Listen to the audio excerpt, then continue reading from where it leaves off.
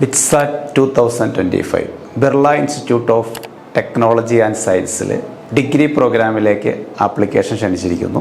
JEE mains പോലെ തന്നെ 2 സെഷനായിട്ടാണ് എക്സാം കണ്ടക്ട് ചെയ്യപ്പെടുന്നത്. ഫസ്റ്റ് സെഷൻ മെയ് ലാസ്റ്റ് വീക്കും സെക്കൻഡ് സെഷൻ ജൂൺ ലാസ്റ്റ് വീക്കുമാണ് നടത്തപ്പെടുന്നത്. ഫസ്റ്റ് സെഷന് ജാനുവരി 21 മുതൽ ഏപ്രിൽ 18 വരെ അപ്ലൈ ചെയ്യാം.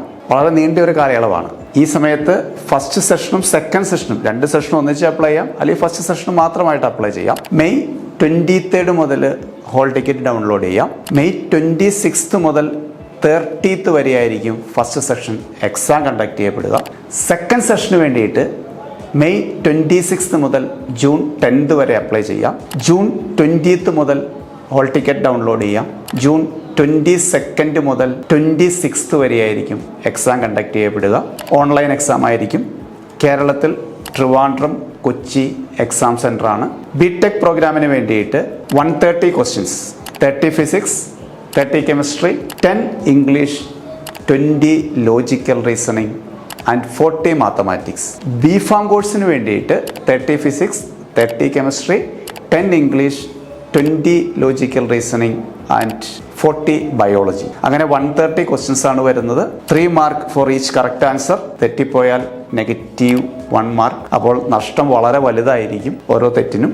www.bitsadmission.com എന്ന സൈറ്റ് വഴി നിങ്ങൾക്ക് അപ്ലൈ ചെയ്യാം. ഇന്ത്യയിൽ പിലാനി, ഗോവ, ഹൈദരാബാദ് 3 സെൻ്ററാണുള്ളത്. ഇന്ത്യക്ക് പുറത്ത് ദുബായിലും സെൻ്ററുണ്ട്. പിലാനിയാണ് മെയിൻ ക്യാമ്പസ്.